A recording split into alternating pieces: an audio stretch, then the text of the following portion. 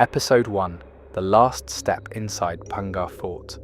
Everyone knows the legend, the curse, the princess, the tantric, the sign that says, no entry after sunset. But here's something people don't talk about. No one knows what actually happened there. The history's a mess. Half of it's based on stories passed down by people who are too scared to tell them properly. The other half is silence.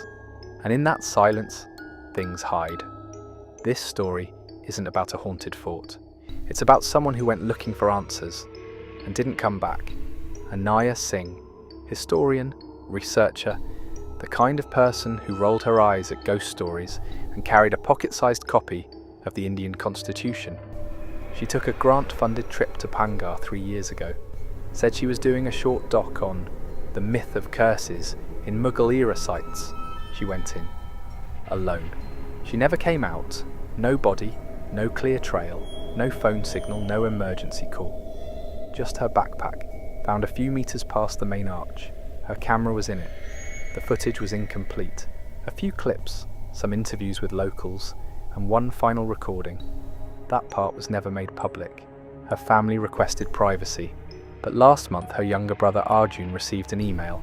No subject line, no sender, just a link to a private video folder.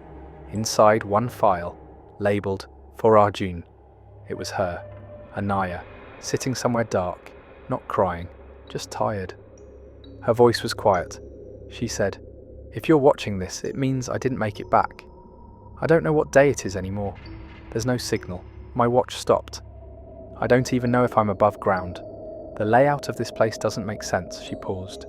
Then she said, "There's something here. I don't know if it's a curse or just time collapsing. I thought I heard music, but when I followed it..." She stopped again, looked behind her. There was nothing. Then she whispered, "He's still here. The one from the story, but the story got it wrong. It wasn't about love, it was about control. She didn't curse the fort. She trapped him in it. And then it cut out. That's all Arjun got. No GPS, no metadata." The folder disappeared the next morning. Naturally, he tried to report it. No one took him seriously. Not the police, not the ASI, not even the university that funded her project. They called it an unfortunate accident, told him not to stir things up. Let it be. He didn't. He booked a train to Dausa, stayed in the same village his sister had, tried to trace her steps. Everyone there knew who she was. They remembered her. They just wouldn't talk about her, except for one man, the fort's unofficial caretaker. He told Arjun, "She wasn't the first, but she went further than anyone I've seen. She asked the wrong questions, and she didn't leave before sunset." When Arjun asked what the wrong questions were, the man said, "She kept asking about a room that doesn't exist, the one with no windows, and the locked door facing east. That room isn't on any map. There's no record of it in architectural plans, but there's a wall in the southeast corner of the fort, and if you knock on it, it sounds hollow." Arjun went there, just after sunrise. The guards weren't watching. The place was completely empty. No tourists, no one around. He walked the main path, stopped at the archway where her bag was found, sat there for a long time. That's when he noticed something. A piece of cloth, torn, caught in the edge of a stone pillar. Faded blue cotton, the same colour as the kurta she was wearing in the video.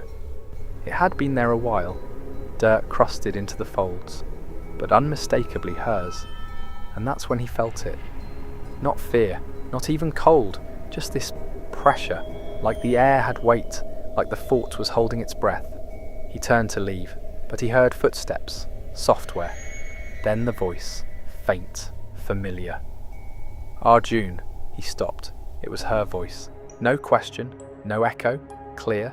She said, "I found the way out. You just have to see it from the inside." He ran. Didn't look back, didn't film anything. He doesn't tell that part to anyone, except me. Because now, he's thinking of going back, not to find her, but to find the room. The one that doesn't exist. And this time, he says, he'll stay past sunset.